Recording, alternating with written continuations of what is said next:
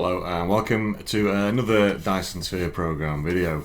In this one we're going to be taking a look at how the interplanetary logistics systems work.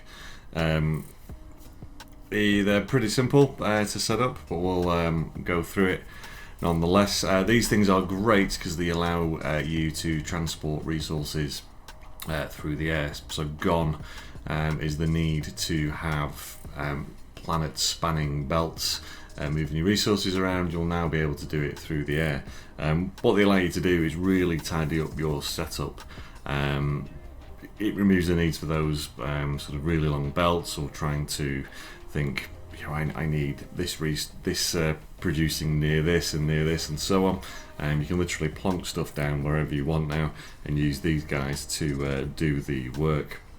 So each tower can either supply or receive or demand, as the settings say in here, 3 different resources. So if you click on a tower, each of these circles will, well, when you click on one, gives you options for the resources that you can supply or receive. So in our case, I've got a box here full of belts, so we will find the belts. And then we get to choose here whether we're going to supply this resources or if we're going to demand it. So obviously in this case, this our left one we're going to be supplying, and we'll change the setting to the opposite on the other one. So what you can also do is you can limit the amount that goes into the belt, into the tower, just by clicking and dragging.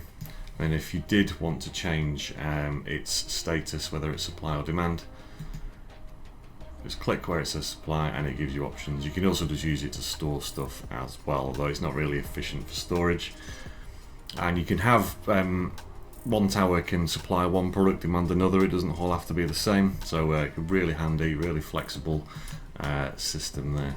And then I'm going to have this one on the right, and they are, well, this one is going to be receiving the belts shortly, but I just need to finish a little bit of setting up. In fact, I need to nab a couple of these belts. I'm just going to create a little loop so you can see it in action. So this guy, we also need to tell it what to do, so it's going to demand these belts. And then on the receiving tower, you'll notice here when we drag our belt out, the filter appears. So it's very important that you select what item you want on that belt, otherwise it won't work. So we want belts on the belt, and I'm just going to bring it out, and I'm just going to create a loop. So let those do the thing, and then to make them work they need powering. So you can see we've got some power poles here. I'd recommend putting the power pole in the corner so that it doesn't obstruct anywhere where you might have some belts. And then there's one final thing you need, and that is these guys, the logistics drones. So each tower can have up to 50.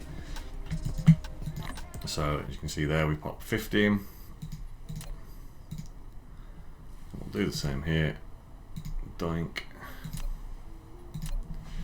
And that is it set up.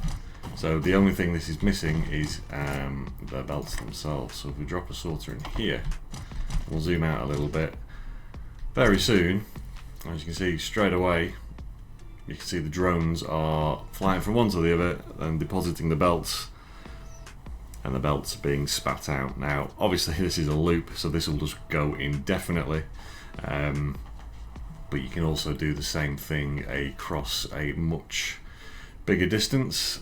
So we'll show you that actually in effect. Have we got one more? Yeah, how fantastic.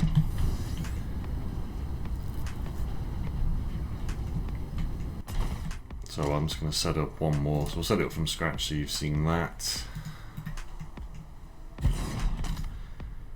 this guy is going to demand belts. Let's power it up.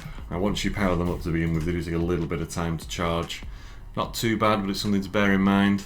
In fact, you can already see we've got drones flying across bringing belts as well. Straight away, what have we got? We've got 167 in there already. And then, let's get rid of you. if you wanted to send these belts anywhere, once again, make sure you select the filter. And if I just drag this along,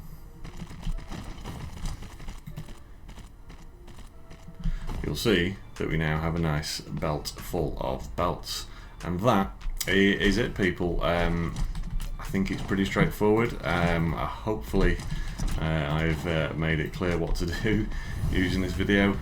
If you found that useful, it'd be awesome if you like the video, give us a thumbs up, all that good stuff. And in the next video we're going to be looking at how to use the interstellar